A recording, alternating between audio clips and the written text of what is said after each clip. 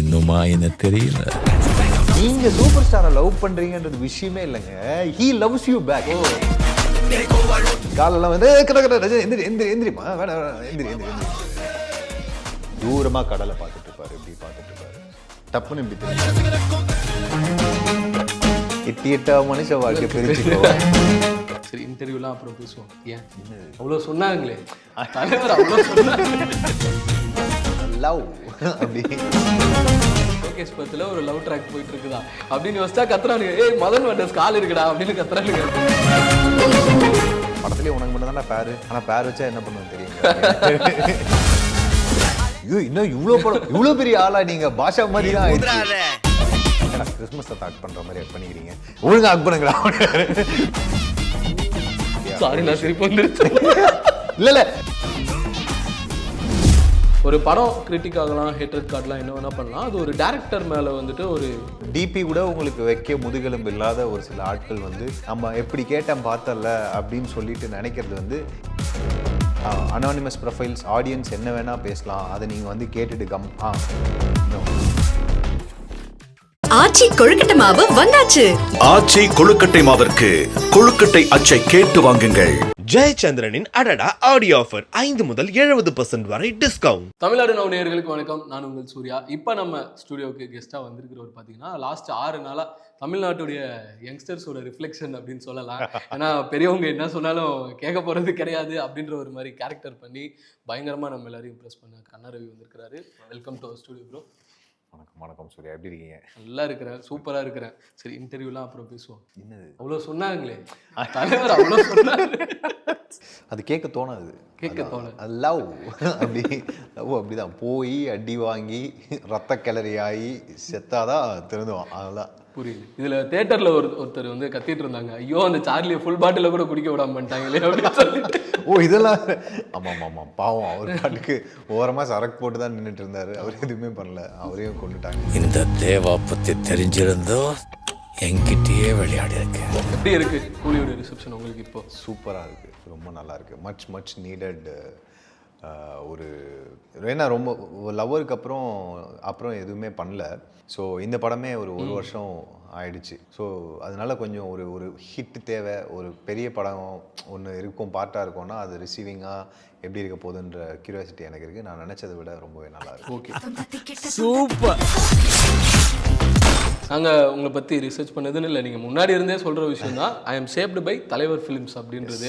So அப்படி இருந்த ஒரு பையன் ஆடியோ லான்ஸ்கில் கூட எண்டு கிட்ட பார்த்தோம். நீங்கள் அந்த வணக்கம் வைக்கும்போது அவ்வளோ பவ்யமாக ஒரு வணக்கம் வச்சுட்டு அப்படி சைடில் போய் ஃபோட்டோலலாம் நின்றுட்டு இருந்தீங்க. எப்படி இருந்தது இந்த சர்ரியல் எக்ஸ்பீரியன்ஸ் கூலி? ரொம்பவே நான் எக்ஸ்பெக்டே பண்ணாத ஒரு விஷயந்தான். ஈவன் தலைவர் வந்து அதான் தலைவர் is part of me. Like எனக்குள்ளேயே இருக்கார். அவர் எப்பயுமே இருந்துகிட்டே இருப்பார். ஸோ எனக்கு வந்து இவர் கூட நடிக்கணுன்ற விஷயம் வந்து ஒரு டைமுக்கு அப்புறம் இது சாத்தியம் இல்லைன்ற மாதிரி ஆயிடுச்சு. ஏன்னா நம்ம வந்து ரோல்ஸ் கொடுக்கும்போது மற்ற படங்கள் இதுக்கு முன்னாடியும் படங்கள் வந்திருக்கு, தலைவரோட படங்கள் வந்திருக்கு, பேர் சொல்ல விரும்பல. ஆனால் வந்து நம்ம ரோல்ஸ் கேட்கும்போது கூட ரோல் கூட சொல்ல மாட்டாங்க. ஓகே, எத்தனை சீன் கூடயே வருவீங்க, இருப்பீங்க, இது இருக்கும் அப்படின்னு சொல்லுவாங்க. ஆனால் சரியாக சொல்ல மாட்டாங்க. அந்த டைமில் எனக்கு அந்த ரிஸ்க் எடுக்க தோணலை. என்னதான் தலைவராக இருந்தாலும் நான் வந்து இவ்வளோ பண்ணது வந்து தலைவரை பார்த்து தான். அவர் முன்னாடி போய் நிற்கும் போது வந்து என்ன ஆயிருக்கன்றதை காட்டணும் அவருக்கு. அதை அவர் விட்னஸ் பண்ணணும், அவர் கூட பர்ஃபார்ம் பண்ணணும், ஆக்ட் பண்ணணும் அவர் முன்னாடி. அப்புறம் சொல்லணும், தலைவா நான் உன்னோட ஃபேன், உங்களால் தான் நான் இங்கே இருக்கேன், உங்களால் தான் எனக்கு இந்த லைஃப் கண்ணா பிகம்ஸ் ரியல் ஆகணும் அப்படின்ற. ஆமாம். ஸோ இதுதான் இப்படி மீட் பண்ணோன்றது தான் ஆசை. தலைவர் இன்டர்வியூஸ் தான் மோட்டிவேட்டிங்காக இருக்கும். தலைவரோட ஸ்பீச்சை போட்டு அப்படியே சீலிங்கை பார்த்துட்டு படுத்துருவேன் நான். ஸோ எல்லாமே ஏதோ நம்மளுக்கே சொல்கிற மாதிரி இருக்கும். அது நம்ம கண்ணான்னு வர நான் தான் கண்ணா இருக்கும். ஸோ அதனால் இப்படி இருந்த மனுஷன் கூட வந்து நம்ம வந்து ஓகே நடிக்கிறோம் அப்படின்றது வந்து ஓகே. சினிமா வந்து நம்மளுக்கு ஏதோ ஒன்று பெருசாக நம்ம எதிர்பார்த்ததை விட பெருசாக திருப்பி கொடுத்துருக்கு அப்படின்ற ஒரு விஷயம். அண்ட் லோகேஷனாக்கு நான் அதுக்கு காலம் பூரா கடமைப்பட்டிருக்கேன். ஓ சூப்பருங்க. நீங்கள் வரீங்க ஸ்க்ரீனில் அப்பியர் ஆகுறீங்க, ஒரு லவ் ட்ராக்கை பார்க்குறோம். இன்னும் வெயிட் அ மினிட், லோகேஷ் பத்தில் ஒரு லவ் ட்ராக் போயிட்டு இருக்குதா அப்படின்னு யோசிச்சா கத்துறானுங்க, ஏய் மதன் வண்டர்ஸ் கால் இருக்குடா அப்படின்னு கத்துறானுங்க. மதன் வண்டர்ஸ் கால் இருக்கு. ஓகே. ஸோ இந்த மாதிரி தான் அந்த மொமெண்ட்ஸ் எல்லாம் இருந்தது. ஸோ அந்த லவ் ட்ராக் போர்ஷன் எப்படி இருந்துச்சு உங்களுக்கு? ஃபர்ஸ்ட் ஆஃப் ஆல் நம்மளுக்கு படம் கொடுக்குறாங்கன்றதே பெரிய விஷயம். படம் கொடுக்கும்போது ஹீரோயின் கொடுக்குறாங்கன்னா நானும் யோசிச்சு பார்த்தேன். ரத்த சாட்சியில் ஹீரோயின் இல்லை, ஓகே. இதுக்கு முன்னாடி கைதியில் இல்லை, மண்டேலாவில் இல்லை, வீரால இல்லை, ஓகே. குருதியாட்டத்தில் இல்லை, சாணி காகிதத்தில் கீர்த்தி சுரேஷ் பேரு, அது ஒன்று மட்டும் அவர். ஸோ நடித்த படங்கள்லேயே இது வரைக்கும் கீர்த்தி சுரேஷ் மட்டும்தான் பேராக நடிச்சிருக்காங்க. இதில் அவர் சொல்லும்போது லைட்டாக எக்ஸைட் ஆனேன் நான். Okay.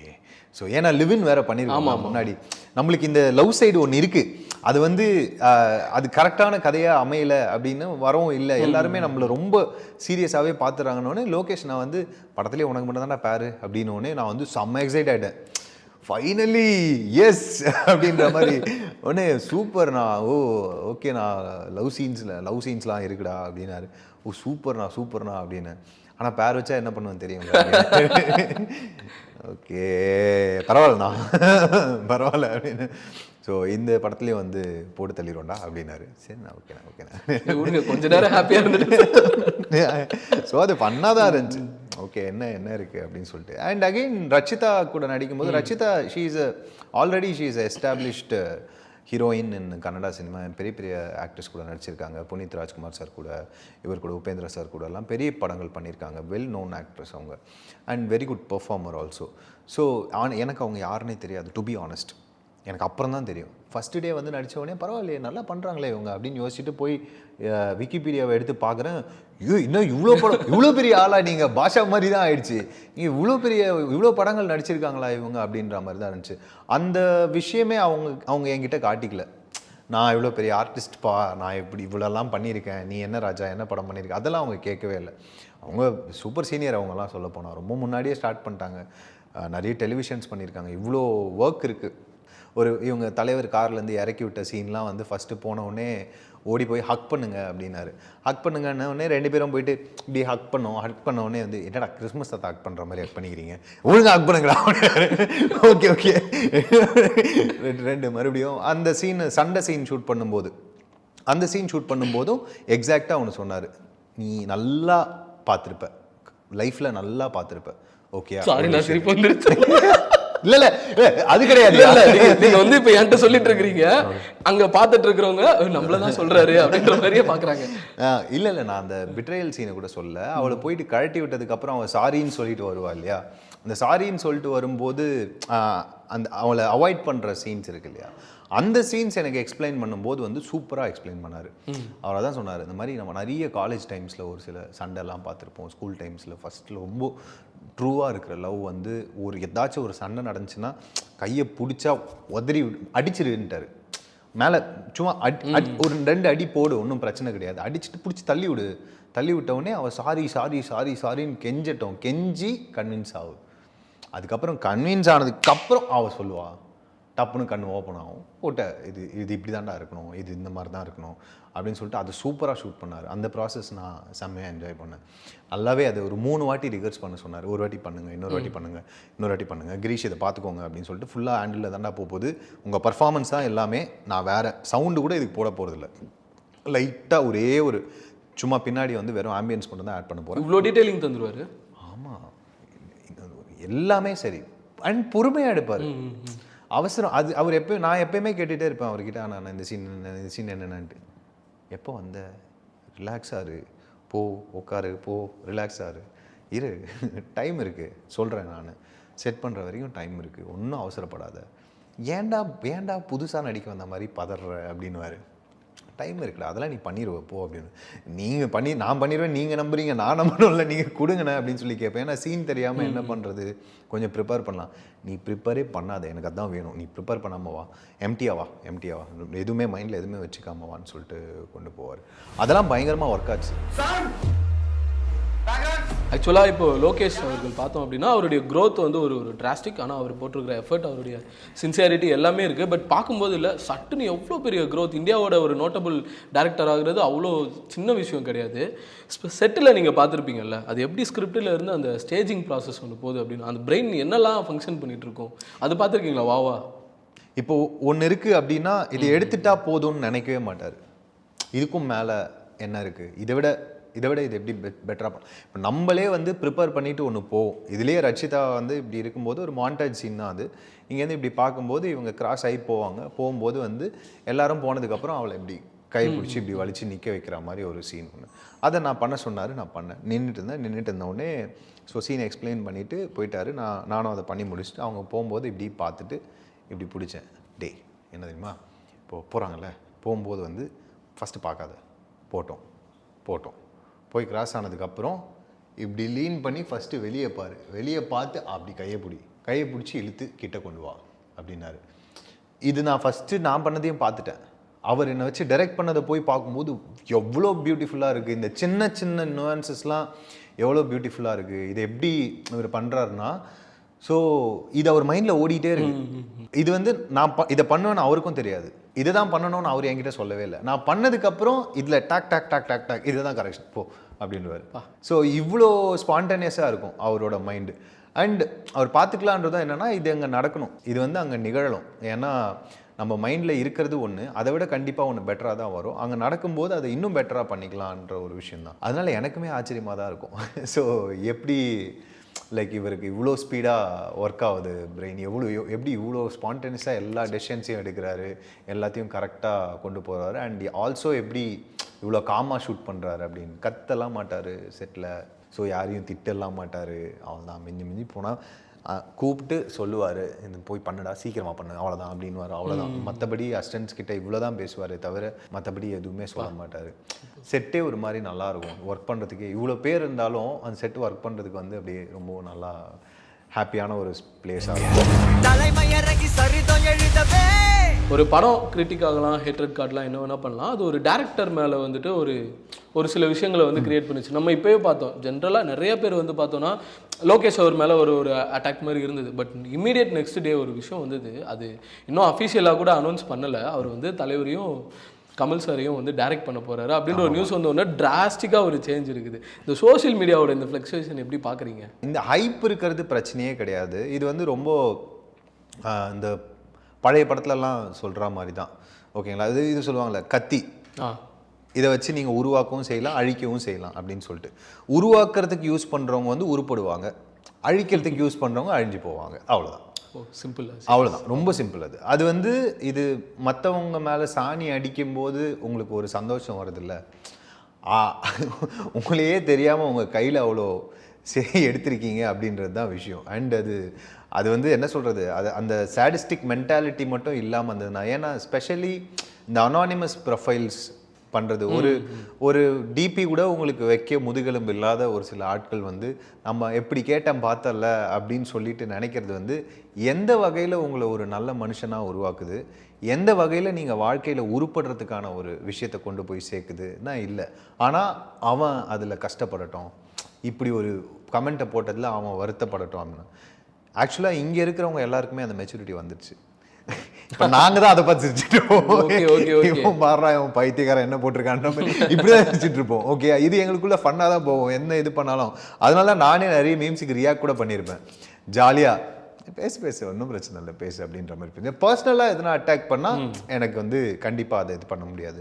Also at the same time எனக்கு என்ன தோணுன்னா, எப்பயுமே பப்ளிக் ஃபிகர்னால் நீங்கள் வந்து பேசுறது வந்து சைலண்ட்டாக இருக்கணும். நம்ம வந்து அவங்க அனானிமஸ் ப்ரொஃபைல்ஸ் ஆடியன்ஸ் என்ன வேணால் பேசலாம், அதை நீங்கள் வந்து கேட்டுட்டு நோ. So I never hesitate to, even my friends use to say, இந்த மாதிரி இதெல்லாம் ரிப்ளை எல்லாம் பண்ணாத, இதெல்லாம் இது பண்ணாத. ஏன் பண்ணக்கூடாது? என்ன நினச்சிருவாங்க, என்ன இருக்குது? தப்பாக பேசுகிறவனா நான் தப்பாக பேசுகிறேன், எனக்கு அதில் பிரச்சனையே கிடையாது. இதே ஆட்கள் எத்தனை பேர் வந்து விஷ் பண்ணுறதுக்கு கால் பண்ணுறாங்க, எத்தனை மெசேஜஸ்க்கு நான் இண்டிவிஜுவலாக ரிப்ளை பண்ணுறேன், எத்தனை கமெண்ட்ஸுக்கு நான் இண்டிவிஜுவலாக ரிப்ளை பண்ணுறேன். இது நான் பண்ணும்போது ஏன் அதை பண்ணக்கூடாது? என்னை மதிக்கிறவனுக்கு நான் மதிக்கிறேன், என் மேலே அன்பு காட்டுறவனுக்கு நான் அன்பு காட்டுறேன். என்னை அடிக்கிறவனை நான் ஏன் அடிக்கக்கூடாது? திரும்ப அவ்வளோதான். அது ரொம்ப சிம்பிள். இது இப்படியே நான் வச்சுக்க நினைக்கிறேன். இது ஒன்றும் ப்ராப்ளமே இல்லை. சூப்பர். இன்னொரு எக்ஸைட்டிங்கான ஒரு விஷயம் ஒன்று சொல்கிறேன். நீங்கள் வந்து ஷார்ட் ஃபிலிமில் ஸ்டார்ட் பண்ணீங்க, சினிமா பண்ணிட்டீங்க, பெரிய படங்கள் ஹிட்டு, கூலி இவ்வளோ பெருசாக பண்ணிட்டீங்க. திரும்ப உங்ககிட்ட ஒரு ஷார்ட் ஃபிலிம் பற்றின விஷயம் தான் எல்லாருமே எக்ஸ்பெக்ட் பண்ணுறாங்க. அந்த எல்சிஓ ரிலேட்டடாக ஒரு ஷார்ட் ஃபிலிம் ஒர்க் ஒன்று போச்சு, அது என்ன ஆச்சு, எப்போ வரும்? அது முடிஞ்சிட்டு ஐ திங்க் இன்னும் ஒரே ஒரு ஒர்க் மட்டும் அதில் பெண்டிங் இருக்குது. ஸோ அது எப்போன்றது லொக்கேஷனாக தான் அனௌன்ஸ் பண்ணுவோம். I am also excited. ஏன்னா ரொம்ப ரேண்டமாக நடந்த ஒர்க் அது. நான் வேற ஒரு படத்துக்காக திருநெல்வேலிக்கு போயிருந்தேன். வேற ஒரு படத்தோட ப்ராக்டிஸ்க்காக அங்கே போயிருந்தேன். திருநெல்வேலி போயிருந்தப்போ ரேண்டமாக கால் பண்ணார். என்னடா லொக்கேஷனாக கால் பண்ணுறாருன்னு சொல்லிட்டு, அப்போது லைக் என்ன எக்ஸாக்டாக எது போயிட்டு இருந்துச்சு, லியோ முடிஞ்ச டைம்னு நினைக்கிறேன். அப்போது கால் பண்ணி ஃப்ரீயாடா அப்படின்னாரு. நான் திருநெல்வேலியில் இருக்கேண்ணா அப்படின்னு. சரிடா ஓகேடா, ஒன்றும் இல்லைடா, நீ இது நாளைக்கு என்ன பண்ணுற, நாளன்னைக்கு என்ன பண்ணுற அப்படின்னு சொல்லி கேட்டேன். நாளன்னைக்கு வந்துடுவேண்ணா. நாளன்னைக்கு வந்துடுவியா? சரி ஓகேடா வாடா, ஒரே ஒரு ஷார்ட் ஃபிலிம் ஒன்று ஷூட் பண்ணுறோம், ஓகே ரெடி ஆகிக்கடா, அப்படியே கரண்ட் ஃபோட்டோ சென்ட் பண்ணு அப்படின்னாரு. சென்ட் பண்ணி அமிச்சேன். என்ன ஏதுன்னெலாம் சொல்லலை. பர்ஃபெக்டா, இது எதுவுமே சேஞ்ச் பண்ணிடாத, அப்படியே வச்சுக்கோன்னாரு. என்ன அப்படின்னு சொல்லி, என்னண்ணே எதுனா சொல்லுங்கண்ணா. நான் கூப்பிட்றேன்டா, நான் சொல்கிறேன், நீ எதுவும் இல்லை, இது ட்ரிம் மட்டும் எதுவும் பண்ணுறது, அப்படியே கிளம்பி வா அப்படின்னாரு. சரின்னு சொல்லிட்டு நானும் கிளம்பி வந்துட்டேன். வந்தவுடனே அன்றைக்கி நைட்டு, நாளைக்கு ஷூட்டுனா அன்றைக்கி நைட்டு ஒரு மணிக்கு கால் அடித்தார். வெரி சாரிடா, ஃபுல்லாக இப்போ தான் எல்லா வேலையும் முடிஞ்சது, இப்போ தான் ஒர்க் முடியுது, என்னன்றது டப்புன்னு ப்ரீஃபாக சொல்லிடுறேன், ஓகே நீ ரொம்ப எதுவுமே போட்டு இது பண்ணிக்காத, டைலாக்ஸ்லாம் எதுவும் யோசிச்சிக்காத, அப்படியே அஜாஸ் அகமத் தான் பண்ணுறோம், அப்படியே கிளம்பி வா அப்படின்ட்டார். என்ன இல்லை புரியல, இது என்ன சீன், இது என்ன விஷயம்னா அப்படின்னா, இப்படி பார்த்துக்கலாம் வாடா பார்த்துக்கலாம் அப்படின்னாரு. மிஸ்டர் அதுக்கப்புறம் வந்து போனவொடனே காலையில் வந்து கூப்பிட்டு ஒரு காஃபி ஒன்று குடிச்சிட்டு பொறுமையாக எக்ஸ்பிளைன் பண்ணார். இதுதான் பண்ணுறோம் அப்படின்றத எக்ஸ்பிளைன் பண்ணார். ஓகே ஹாப்பி அப்படின்னு சொன்னார். ஸோ சீக்கிரம் வரணும் அந்த ஷார்ட் ஃபிலிம், எல்லாருமே அதுக்கு தான். அதை தாண்டி நாங்கள் இந்த ஃபேன் தியரிஸ் மாதிரி விஷயங்களை பார்க்கும்போது சிலது எக்ஸைட் பண்ணோம். அதாவது அசாத்க்கு வந்து பார்த்தீங்கன்னா ஒரு ட்வின் பிரதர் இருக்கிறதாகவும் அவரை இன்ட்ரோடியூஸ் பண்ண போகிறாங்க. நானுமே அந்த கமெண்ட்ஸ்லாம் பார்த்துருக்கேன். ஸோ ஆமாம் அப்படின்ற மாதிரி இருக்கும். அவரு கைதி 2ல வருவார் அப்படின்ற மாதிரிலாம் ஒரு ஃபேன் தியரிஸ் இருக்குது. இது நடந்தால் ரொம்ப ஹாப்பி. நாங்கள் எல்லாருமே பயங்கர ஹாப்பியாக இருப்போம். அண்ட் சரி, இப்போ எங்களுக்கு ஒரு டவுட்டு. நாங்கள் வந்து இதுக்கு முன்னாடி நீங்கள் ஷார்ட் ஃபிலிம்ஸ் பண்ண டைம்லேருந்து நாங்கள் பார்த்துட்ருக்குறோம். ரத்த சாட்சி வரும்போது ஒரு மாதிரி வாவ் அப்படின்ற ஒரு ஃபேக்டர் தான் எல்லாருக்குமே கொடுத்துருந்துச்சு. இப்போ சொல்லுங்கள், இந்த கேரக்டர் ரோல்ஸ் இருக்கிறதுக்கும் நீங்கள் லீட் பண்ணுற படங்களுக்கும் சூஸ் பண்ணுறதுக்கு எவ்வளோ யோசிக்கிறீங்க? இப்போது லீடாக பண்ணுற படம் வந்து ஒரே ஒரு ரெஸ்பான்சிபிலிட்டி, ஒரு பெரிய ரெஸ்பான்சிபிலிட்டி இருக்குது. என்ன ஆனாலும் படம் உங்கள் ஷோல்டரில். இப்போ அது ஜெயிச்சதுன்னா அதுக்கும் ஒரு பலன், செலிப்ரேட் பண்ணுறதுக்கு ஒரு விஷயம் இருக்குது. இஃப் இன் கேஸ் அது காலினா திரும்ப இன்னொரு படம் கிடைக்கிறது ரொம்ப கஷ்டம். when it comes to supporting role, எனக்கு என்னென்னா அந்த ஸ்டோரி அவ்வளோ எக்ஸைட்டிங்காக இருக்கா, அந்த ஸ்டோரியில் இந்த ரோல் வந்து கதையில் எவ்வளோ முக்கியமான ரோலாக இருக்குது, இந்த ரோலை எடுத்துட்டா கதை ப்ளே ஆகுதா, இல்லை இந்த ரோல்னால் கதை என்ன நடக்குது, கதையில் என்ன நடக்குதுன்றது மட்டும் நான் ரொம்ப கிளியராக வாட்ச் பண்ணுவேன். அண்ட் எனக்கு படிக்கும்போது எக்ஸைட் ஆகணும். அண்ட் அந்த ரோல் பற்றி நம்ம யோசிக்கும்போது நம்ம இதை எப்படி பண்ண போகிறோன்ற ஒரு தாட் வேணும். அது சேலஞ்சிங்காக இருந்துச்சுன்னா எடுத்துருவேன். சரி, இப்போ வந்து நிறைய பேர் ஷார்ட் ஃபிலிம்ஸ் பண்ணுறாங்க. நம்ம வந்து பார்க்குறோம், அதோட வியூஸ் வந்து டே பை டே இன்க்ரீஸ் ஆகும், டிராஸ்டிக்காக இருக்கும். சில பேர்லாம் போட்ட உடனே நம்ம உங்களோட அப்படியே பழைய ஷார்ட் ஃபிலிம்ஸ் அதெல்லாம் போயிருந்தோம் அப்படின்னா அந்த க்ரோயிங் லெவல் வந்து ரொம்ப ஆர்கானிக்காக சூப்பராக தெரிஞ்சிருக்கும். ரீவிசிட் பண்ணுறீங்களா அந்த கேரக்டர்ஸ் எல்லாம்? அப்போ எப்பயாவது இப்போ ரீசெண்டாக ஃப்ரெண்ட்ஸோட உட்காரும்போது பார்த்துட்டு இருந்தோம். லைக் நான் வட்சன், லல்லு, பிரகாஷ் எல்லாம் உட்காந்துட்டு இருக்கும்போது அவங்கவுங்க நடித்த ஷார்ட் ஃபிலிம்ஸோட ஒர்க் ஒன்று போட்டோம். அப்போ ரீசெண்டாக இப்போ பார்க்குறப்போ ஆண்டவர் ஷார்ட் ஃபிலிம் அதை எடுத்து பார்த்துட்டு தான் அதான் சொன்னாங்க, இந்த மாதிரி படம் பண்ணலாமேடா அப்படின்னா. பண்ணலாம் தான், அதுக்கு தான் போராடிட்டுருக்கோம் அப்படின்ற மாதிரி தான் இருந்துச்சு. அவ்வளோ நல்ல ஷார்ட் ஃபிலிம் அது. அப்பயே அது ஆர்கானிக்காக ஐ திங்க் என்னோடய ஷார்ட் ஃபிலிம்ஸ்லேயே அதிகபட்ச வியூஸ் போனது வந்து அதுதான். நைஸ். நம்ம என்ன சூப்பராக பண்ணியிருந்தாலும் இந்த ஃப்ரெண்ட்ஸ் கேங் கூட உட்காந்துட்டு அந்த வெரி இனிஷியல் ஒர்க்கை பார்க்கும்போது ஒரு சைலன்ஸ் ஒன்று வரும்ல, மாற்றுங்கடா அந்த மொமெண்ட்டில் இருந்ததா? அஃப்கோர்ஸ். அதுவும் எனக்கு என்ன ரொம்ப க்ளோஸ் ஃப்ரெண்ட்ஸ்லாம் என்ன பண்ணுவானுங்கன்னா, உட்கார வச்சு வேணும்ட்டே நான் எதை ஹைட் பண்ணி வச்சிருக்கணும் அதை போடுவானுங்க. ஆக்வர்டு மொமெண்ட்டாக இருக்கும். ஒரு சிலதெல்லாம் வந்து என்ன சொல்கிறது, அதை நான் மறக்க விரும்புகிற ஷார்ட் ஃபிலிமெல்லாம் போட்டு உட்கார வச்சு இன்னைக்கு நீ இதை பார்க்காம எந்திரிச்சு போகக்கூடாது உட்காருன்னு சொல்லிட்டு போடுவானுங்க. கண்டிப்பாக இதுவாக தான் இருக்கும். எங்கள் அம்மா ரொம்ப ஒஸ்ட்டாக பண்ணுவாங்க. வந்துட்டாங்கன்னா, ரிலேட்டிவ்ஸ் வந்துட்டாங்கன்னா, வாங்க கண்ணாவோட படங்களை பார்க்கலாம்னு சொல்லி போட்டுருவாங்க. ஐயோன்னு தெரிச்சு எந்திரிச்சு ஓடிடுவேன் நான். இப்போ இருக்கிற படம்லாம் காட்டுங்க, எதுக்கு அப்போ இருக்கிற படம்லாம் காட்டுங்கன்னு சொல்லி தெரிஞ்சு ஓடிடுவேன். பட் ஆனால் அது ஒரு மாதிரி நீங்கள் சொல்கிற மாதிரி நான் பயந்து ஓடுற மாதிரி ஒரு விஷயம், அவங்களுக்கு ஜாலியாக ஹாப்பனிங்காக இருக்கும் அவங்களுக்குலாம். அந்த ஷார்ட் ஃபிலிம்ஸ் பண்ண டைமில் இருந்தப்போ சினிமா தான் எல்லாரும் அல்டிமேட் கோல் வந்து இங்கே சினிமா போகணும் அப்படின்றது தான். நீங்கள் நடுவில் சீரியஸ் பண்ணியிருக்கிறீங்க எல்லாமே இருந்தாலும் அந்த ஃபஸ்ட் தேட்டர் ஹிட் அப்படின்ற கேரக்டர் வந்து பயங்கரமாக ரெஜிஸ்டர் ஆக ஆரம்பிச்சது. அவங்களுக்கு அந்த மொமெண்ட் எப்படின்றதுன்றத விட அதுக்கு முன்னாடி இந்த ஜேர்னியை நீங்கள் எவ்வளோ வேல்யூபுளாக பார்க்குறீங்க? கண்டிப்பாக. ஏன்னா எனக்கு இனிஷியலாக நான் நினச்சது என்னென்னா வந்து உள்ளே சினிமாவே தெரியாதப்போ உள்ளே வந்தப்போ என்ன நினச்சேன்னா, உள்ளே வந்தால் சும்மா டான்ஸ் ஆடி காட்டினா, சும்மா இப்படி பண்ணால் நல்ல ட்ரெஸ் போட்டு நல்ல ஹேர்லாம் வச்சுட்டு இது பண்ணோன்னா வந்து நம்மளை கூப்பிட்ருவாங்க, அவ்வளோதான் அப்படின்னு சினிமா நினச்சேன். அப்புறம் தான் புரிஞ்சது, இல்லை அது எல்லாருமே அப்படி தான் இருக்காங்க, பார்க்க எல்லாருமே நிறைய பேர் நல்லா இருக்காங்க, ஆனால் அப்படி வாய்ப்பு கிடைக்காது அப்படின்னு. அப்புறம் தான் இன்ஸ்டியூட் போனதுக்கப்புறம் புரிஞ்சது, ஓகே நீங்கள் ஒரு ஆக்டர் ஆகணுன்னா முதல்ல நடிக்க தெரியணும், அது இருந்தால் தான் இங்கே எது பண்ண முடியுன்றது இன்ஸ்டியூட் வந்ததுக்கப்புறம் தெரிஞ்சுது. இன்ஸ்டியூட் படித்து முடித்த உடனே கூட நான் என்ன நினச்சேன் அப்படின்னா, ஒரு 2 இயர்ஸ் 50 ஷார்ட் ஃபிலிம்ஸ் பண்ணுறோம், பண்ணிவிட்டு டேரெக்டாக ஹீரோவாக லான்ச் ஆகிட்டோம், இவ்வளோதான். Life is so simple, life is beautiful அப்படின்னு நினச்சேன். ஃபார்முலா இருக்குது, அவ்வளோதான். என்னெல்லாம் தெரியாது, குருட்டுத்தனமாக 2 வருஷத்தில் 50 ஷார்ட் ஃபிலிம் பண்ணுறோம், 50 ஷார்ட் ஃபிலிம் பண்ணிட்டு அடுத்து படம் பண்ணிடுறோம், இது ஒரு டார்கெட்டாக இருந்துச்சு. ஆனால் ஷார்ட் ஃபிலிம் பண்ணோன்றது 2 வருஷம் ஆச்சு, 50 ஷார்ட் ஃபிலிம் முடிஞ்சது. யோசித்தேன், இந்த ஃபுல் கான்ஃபிடன்ஸ் வந்துச்சா? இல்லை, இன்னும் 2 வருஷம் எடுத்து 100 ஷார்ட் ஃபிலிமை பண்ணுவோம், 100 ஷார்ட் ஃபிலிம் பண்ணுவோம். அப்புறம் ஓகே, இப்போது நம்மளுக்கு இருக்கிற கான்ஃபிடன்ஸ் வச்சு நம்ம படத்துக்கு போனோம்னா ஒரே ஒரு ஷாட்டுக்கு கூட நம்ம திட்டு வாங்க மாட்டோம், ஒரே ஒரு ஷாட்டு கூட நம்மளை ஒரு ரோல் உங்களுக்கு ஆஃபர் பண்ணுறாங்கன்னா அதை வந்து உங்களை ரிஜெக்டே பண்ணக்கூடாது. அந்த மாதிரி இடத்துக்கு எக்யூப் ஆகிட்டு அதுக்கப்புறம் வரலாம். நான் இன்ஜினியரிங் 4 வருஷம் தான் படித்தேன், ஆனால் ஷார்ட் ஃபிலிம் 5 வருஷம் பண்ணதுப்பா. ஸோ ஓகே, ஸோ அந்த மாதிரி ஒரு ஜேர்னி தான் அது. படம் கூட நான் என்ன யோசித்தேன்னா உடனே கிடச்சிரும்னு நினச்சேன், ஆனால் அப்படி நடக்காது. ஓகே, எல்லாருமே வெளியே தெரியாதவங்க எல்லாருமே என்ன சொல்லுவாங்க அப்படின்னா வந்து ஒரு நாள் தான் இல்லை, ஒரு நாள் நைட்டில் எல்லாமே மாறிடும்னு. மாறாது. ஒவ்வொரு நாளும் அதுக்கு உழைச்சா மட்டும்தான் மாறும். ஸோ நானுமே அதை ஒரு டைம் எடுத்து தான் புரிஞ்சுக்கிட்டேன். ஏன்னா வீரா பண்ணிட்டோம், என்னடா இது எதுவுமே நடக்கலையேன்னா படமும் சரியாக போகலை அப்படின்னோடனே அப்புறம் பார்த்தா கைதி வந்துச்சு, நல்லா பேசப்பட்டுச்சு, அடுத்து படம் எதுவும் கிடைக்கல அப்படின்னு சொல்லி பார்த்தா கைதி பார்த்து மண்டேலா வருது, மண்டேலா பார்த்து குருதியாட்டம் வருது, ஒரு படம் பார்த்து படம் வருது. ஆனால் இந்த படம் வந்து எப்பயுமே ஒரு படம் நடக்கிறதுக்கு 1 வருஷம் ஆகும் டைம், கதையை எழுத ஆரம்பிக்கிறது வந்து ப்ராசஸாக ஒரு வருஷம்ன்றது ஆகும்.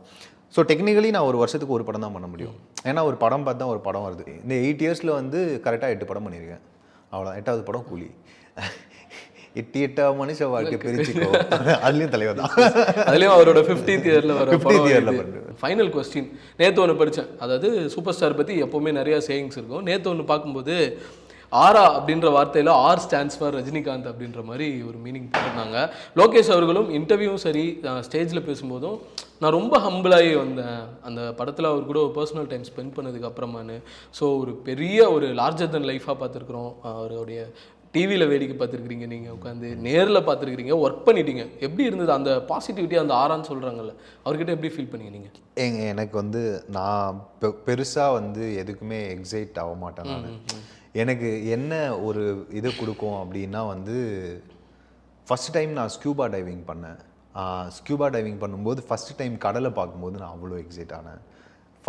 வெரி ஃபஸ்ட்டு டைம் நான் மலை மேலே நின்றுட்டு இருக்கும்போது மழை எப்படி என்னை கிராஸ் பண்ணி போச்சு, அதை பார்க்கும்போது இந்த உடம்புல இந்த உயிர் ஒட்டிகிட்டு இருக்கிறது எவ்வளோ பெரிய வரப்பிரசாதம்டா அப்படின்ற மாதிரி ஒரு ஃபீலிங் இருந்துச்சு. அருவியில் நிற்கும் போது அது ஒன்று இருக்கும், ஆழ்கடலில் நடுக்கடலில் நிற்கும் போது உங்களுக்கு ஒரு ஃபீலிங் இருக்கும், நீங்கள் மேலே அந்த உயரத்துலேருந்து குதிக்கும் போது ஒரு ஃபீலிங் இருக்கும். இதெல்லாம் இன்ட்டு ஒரு 1000-100 போட்டுக்குவாங்க, அதுதான் தலைவரை பார்க்கும்போது இருக்கிற ஃபீலிங். ஓகே, ஸோ நீங்கள் வந்து அதான் சொல்கிறேன், ஒரு சூப்பர் பவர் தான் அவர், ஒரு சூப்பர் பவர் தான். வந்து நிற்கும்போது அதுவும் இந்த சுற்றி ஒரு எனர்ஜி இருக்குது, ஒரு எனர்ஜி ஒன்று வரும், அவர் வரும்போது சுற்றி ஒரு எனர்ஜி வரும்னு, அந்த எனர்ஜியை அவர் கொடுக்கறது தான், அவர் எமிட் பண்ணுறது தான் அந்த எனர்ஜி. அது அவர் வந்தால் சுற்றி வரும்லாம் கிடையாது, அவர் எமிட் பண்ணுற எனர்ஜி தான் அது. அது அவர் ஃபீல் பண்ணுறது தான், அவர் ஃபீல் பண்ணி எனர்ஜி ஃபீல் பண்ணுறதுன்றது வந்து எப்படின்னா நீங்கள் நான் அழிக்க வந்திருக்கேன் அந்த மாதிரி இது கூட கிடையாது. எவ்வளோ லவ் இருந்தால் அந்த எனர்ஜி ஃபார்ம் ஆகும். நீங்கள் சூப்பர் ஸ்டாரை லவ் பண்ணுறீங்கன்றது விஷயமே இல்லைங்க, ஹீ லவ்ஸ் யூ பேக். அது இல்லை மேட்ரு, ஹீ லவ்ஸ் பீப்புள்ன்றது தானே எனர்ஜி. எத்தனை பேரை நீங்கள் லவ் பண்ண முடியும்? எத்தனை பேரை நீங்கள் லவ் பண்ணணும்? என்ன வாழ வைக்கும் தமிழ் தெய்வங்களே அப்படின்னுவாரு. ஓகேயா? அந்த அந்த வார்த்தைக்கு உண்மையான அர்த்தம் வந்து அவர் நடந்துக்கிறதுலே தெரியும். எல்லாருக்கும் வணக்கம் வைப்பார், எல்லாருக்கும் ஹாய் சொல்லுவார், சிரிச்சா சிரிப்பார், கை கொடுத்தா கை கொடுப்பாரு. So he treats equally every one, he loves equally every one. நீங்கள் உங்களோட கண்ணில் இருக்கிற எக்ஸைட்மெண்ட் அவருக்கு தெரியும், நீங்கள் என்ன மாதிரி ஒரு ஃபேன். தலைவா அப்படின்னு சொல்லி பார்த்தோன்னா அது அப்படின்னுவார். ஸோ ராஜா ஓகே நல்லா இருக்கீங்களா அப்படின்னுவார். காலெல்லாம் வந்து ராஜா எந்திரிமா வேணாம் எந்திரின்னுவார். காட் பிளஸ் சொல்லுவார்.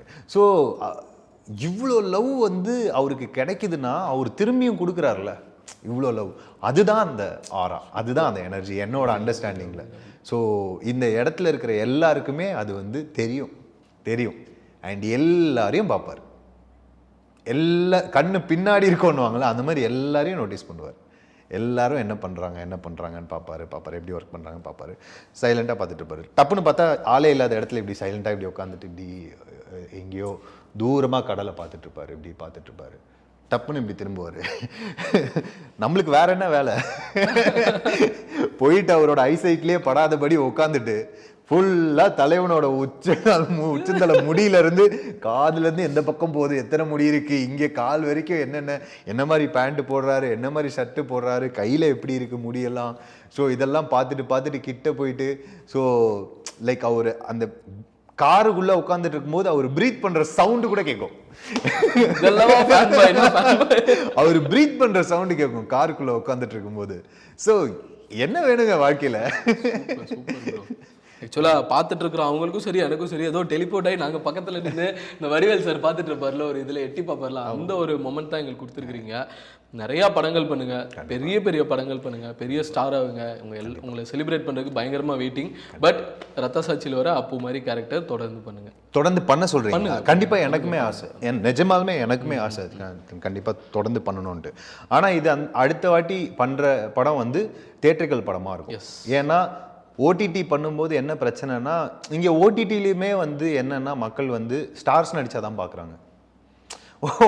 ஓடிடின்னு ஒன்று ஸ்டார்ட் ஆனதே வந்து இதுக்காக தான்.